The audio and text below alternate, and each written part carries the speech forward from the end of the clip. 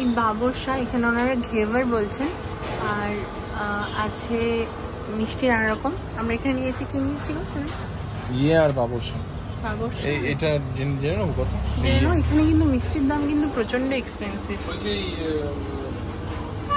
গুলবাদাম কিরকম দাম হবে? গুলবাদামের দাম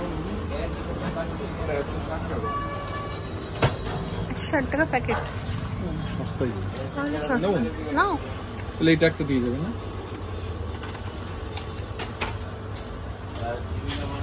বিকানের তো ফেমাস মানে এই ভাজি এইগুলোর জন্য। খেয়ে দেখো কেমন লাগছে, ওরকম কাজু বাটির মতোই। ভালো সেরা, খুব সুন্দর টেস্ট।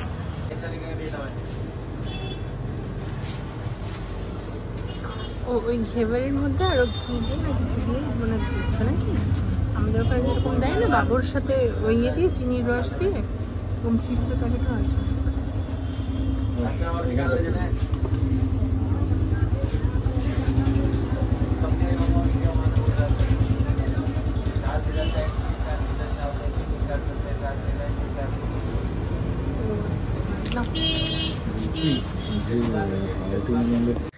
রাস্তায় এত বড় বড় বাবরশা দেখে আমি তো প্রায় গাড়ি থেকে নেমেই যাচ্ছিলাম। তারপরে এসে দেখলাম যে না, এটা বাবরশার মতো দেখতে হলেও টেস্ট আর লুকসের দিক থেকে অনেকটাই আলাদা। এটাকে ঘেভার বলা হচ্ছে, আর এটা কিন্তু প্রচণ্ড এক্সপেন্সিভ বাবরশার থেকে। তবে টেস্টটা কীরকম কী ছিল সেটা আপনারা লাইভই দেখতে পারবেন যখন রিপ টেস্ট করে বলবে যে এটা কীরকম টেস্ট। কেমন লাগছে?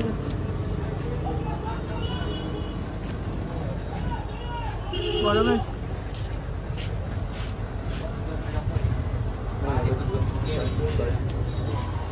কেমন? দারুণ। এখানে প্রচুর মিষ্টির দোকানে ভর্তি, তাই ওই বাবরশাটা খেয়ে আমার ঠিকঠাক মনে হয়নি। সেই চিনি শিরায় ডোবানো যে বাবরশা খেয়েছি আমরা আর খাই মেলা থেকে, আমি সেটার খোঁজে আরও একটা শপে চলে এসেছি। এখান থেকে আমরা প্লেনটাই তাই নিয়েছি যে প্লেনটা খেয়ে দেখি, কোনো রকম কোনো মালাই বা কিছু ছাড়াই। তো প্লেনটার প্রাইস হচ্ছে 55, আর যেটা একটুখানি মালাই বা পেস্তা দেওয়া থাকবে সেটার প্রাইস হচ্ছে 60, যেটার আগে আমরা খেলাম। আর এইটাও কিন্তু খেলাম, বেশ ভালোই লাগলো, তবে অন্যরকম সেই বাবরশার টেস্টটা নয়, কিন্তু অন্যরকম ভালো। কিন্তু এটার মধ্যে কিন্তু কোনো রকম ডালডা বা কোনো ভেজাল কিছু দেওয়া ছিল না, আর টেস্টটা যথেষ্টই তাই জন্য ভালো লাগছিল। এবার এটা হচ্ছে বিকানের মার্কেট। বিকানের মার্কেটটা খুব একটা বড় নয়, যতটাই বা বড় হোক না কেন, তবে এখানের মধ্যে ওখানকার লোকাল জিনিসপত্র যেরকম ফল থেকে শুরু করে নানা রকম সবজি থেকে শুরু করে মিষ্টি, এই সমস্ত জিনিসেই ভর্তি। ফ্যান্সি আইটেম বা গিফটিং পারপাস আইটেমের মধ্যে আমার সেরকম নজর কাড়েনি বিকানের মার্কেট। তবে এই মার্কেটটাও মোটামুটি তুলনা অনুযায়ী বড়ই, আর মিষ্টির দোকানটাই বেশি আমার মনে হলো। মিষ্টি দোকান, ফলের দোকান, এই সমস্ত দোকানেই ভর্তি। কথা তো বলেছিল সে না করেছিল। ফুচকা পেয়ে গেছি, ফুচকা এখানে পানিপুরি বলে, পানিপুরি বলতে পানিপুরি বলে। তো অনেকগুলো দেখছি ইয়েও আছে,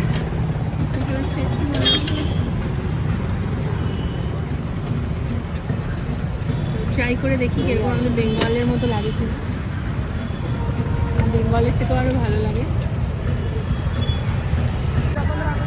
একদম বিকানের স্টেশনের সামনে এই দাদা আছে পানিপুরি। এটা হচ্ছে রেগুলার, 4 রকমের জল আছে, 4 রকমের জল দিয়ে করে। এটা হচ্ছে রেগুলার পানি দিয়ে। 4টে টেস্টই আলাদা আলাদা।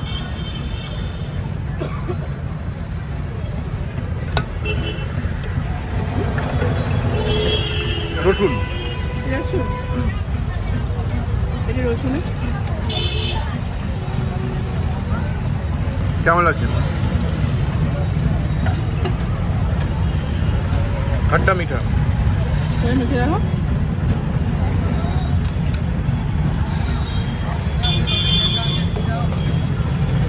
জল দিয়ে প্রত্যেকটা টেস্টই খুব সুন্দর।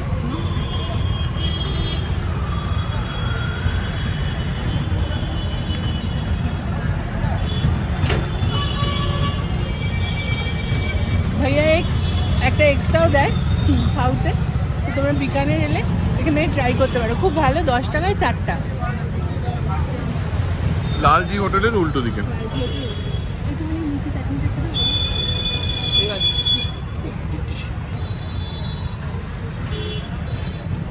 Hello guys, as you can see, আছে আমরা আজকে যাচ্ছি, আমাদের রাতের বাস আছে। আমরা আজকে যাচ্ছি জয়পুরে। তো বিকানের থেকে জয়পুরে আমরা যাচ্ছি। আর এটা হচ্ছে রাঠোর ট্রাভেলস। তো এখানে কিন্তু বাইরে ভালোই ঠান্ডা আছে। আমরা হোটেলের রুমটাকে ছাড়লাম, তো রুমটা ছাড়ার সময় ভিডিও করতে পারিনি, কারণ আমার শরীরও ঠিকঠাক লাগছিল না, আর তার জন্যই করা হয়নি। এবার আমরা চলে এসেছি। কি ভেতরে রাখা যাবে না? আচ্ছা, তো লাগেজ টাগেজগুলোকে নিয়ে চলে এসেছি। এবার বাস হচ্ছে রাত 11টায়। রাত 11টার সময় বাস আছে। কাল ভোর 5টার সময় পৌঁছাবে জয়পুর। দেখা যাক বাস কখন আসে, কীরকম কী বাস হয়, তোমাদের সাথে সমস্ত ডিটেলস দেবো। আর এটার কিন্তু কস্টিংটাও তোমাদেরকে আমরা বলে দেবো। শোনা, এই ব্যাগটা একটু নিয়ে যাবে? এই যে বড় মোটকু ব্যাগটা।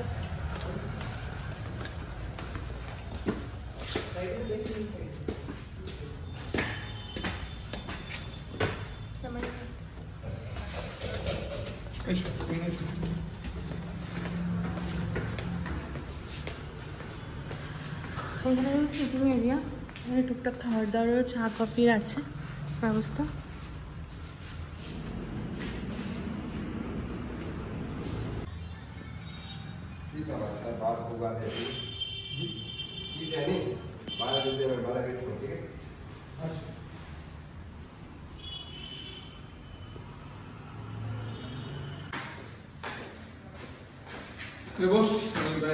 হ্যাঁ, স্লিপ নেবে। হ্যাঁ, পেমেন্ট করে। তো আমরা চা নিয়ে নিয়েছি আর ডিনার করেই বেরিয়েছি হোটেল থেকে। হোটেলে ডিনার মানে ক্লিপ কিছুই নিতে পারিনি, কারণ খুবই শরীর খারাপ লাগছিল তার জন্য। আর আমাদের বাসে ট্রাভেলের ব্যাপারটা সাডেনই হয়েছে, কারণ হচ্ছে আমরা সব কিছুই ট্রেনে করেছি। যোধপুর বা উদয়পুর যেখানে যাবোই সবগুলোই আমরা ট্রেনে করেছি, কিন্তু দুটো ব্যাপারের জন্য বাসে করতে হয়েছে বিকানের থেকে জয়পুর। কারণ হচ্ছে বিকানেরটা আমাদের মানে একদমই সাডেনলি হয়েছে। বিকানেরে যেহেতু আমাদের ট্রেনটা ক্যান্সেল হলো, তাই আমাদের বিকানেরে আসতে হলো একদিনের জন্য। এবারে আমরা বিকানের থেকে তার জন্যই যাচ্ছি জয়পুর। অ্যাকচুয়ালি আমাদের ফার্স্ট ছিল জয়পুরেই যাওয়া, তো তার জন্যই ভাবলাম তাহলে বাসের তোমাদেরকেও একটুখানি শেয়ার করা যাবে যে বাসের এখানে সুযোগ সুবিধা কীরকম, আর আমরাও একটু একটা এক্সপিরিয়েন্স করতে পারবো। কারণ ট্রেনের ওই সময় হঠাৎ করে টিকিটও ছিল না, আর আমরা ভাবলাম যে তাহলে আমরা দেখি ওয়েট করার থেকে বাসেই চলে যাই। দেখা যাক। বাস লেগে গেছে, রাঠোর ট্রাভেলসে আমরা যাব, ভলভো বাস।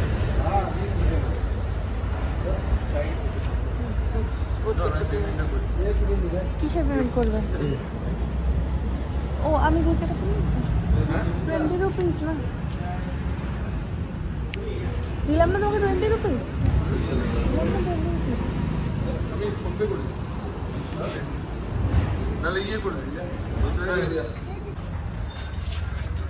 নিচে শুয়ে যাবে।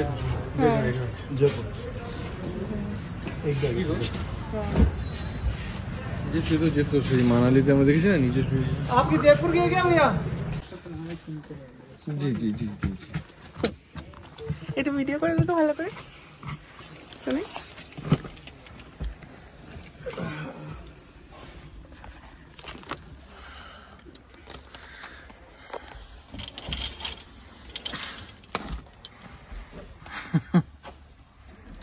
First experience is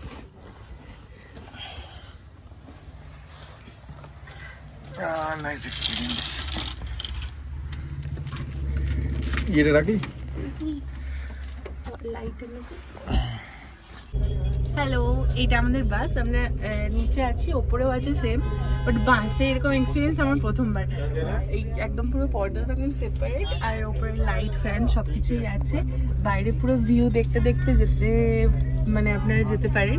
রাঠোর ট্রাভেলসে আমরা যাচ্ছি, ওনাদের একটা অ্যাপও আছে, যদি কোনো দরকার হয় তো আমি প্রোভাইড করে দেবো। ওনাদের নানান জায়গায় আমি দেখলাম একটু আগে যোধপুর লুধিয়ানা বাস আছে, জয়পুর থেকে বিকানের, বিকানের থেকে জয়পুর, সব রকম আছে। খুব ভালো, মানে এখনো অবধি খুব ভালো আমাদের এক্সপিরিয়েন্স চলছে এই ট্রাভেল এজেন্সির সাথে। ট্রেনের থেকে ভালো, অ্যাটলিস্ট খুব ফ্রিলি আমরা বসে যেতে পারবো, মানে অনেকটাই স্পেস আছে পুরো একদম, দুজন দুদিকেও পা ছড়িয়ে ছড়িয়ে শুয়ে যেতে পারবো, ঘুমিয়ে যেতে পারবো, গল্প করতে করতে যেতে পারবো, একদম পুরো ভিউ দেখতে দেখতে। এই সাইডে পুরো সেপারেট, মানে কারোর সাথে কারো কোনো সেরকম ইয়ে হবে না, প্রবলেম হবে না।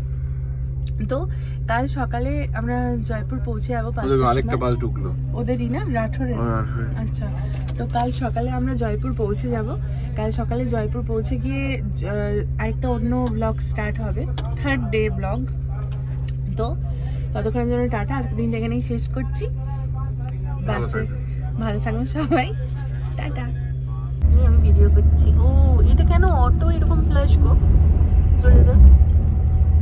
আপনি কিছু বলতে চান? এরকম একটা বাসের মধ্যে পর্দা দেওয়া, ঝগড়া করলে পর্দাটা তুমি টেনে নিতে পারো। তুমি, হ্যাঁ তোমারই ক্রেডিট এটা, কারণ তুমি এটা ঠিক করেছো।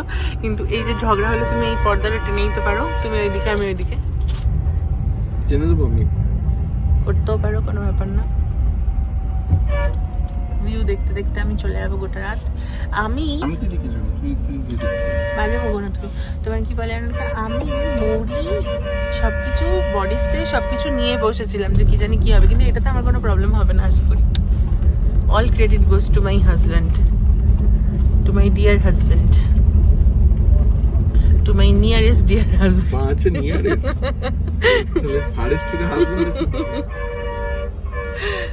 ঠিক আছে।